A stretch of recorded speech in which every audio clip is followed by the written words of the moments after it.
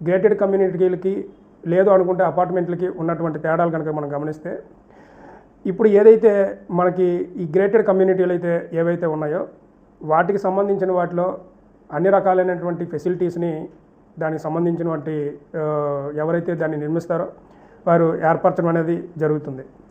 అంటే ఏంటి ఇందులో ఉంటాయి, ఏం జరుగుతాయి అనేది కనుక ఒకసారి పరిశీలిస్తే అన్ని రకాలైనటువంటి యూటిలిటీ ఫెసిలిటీస్ అనేవి కూడా ఈ గ్రేటెడ్ కమ్యూనిటీల్లో ఉంటాయి. అంటే ఏముంటాయి అంటే అక్కడ క్లబ్ హౌసెస్ ఉంటాయి.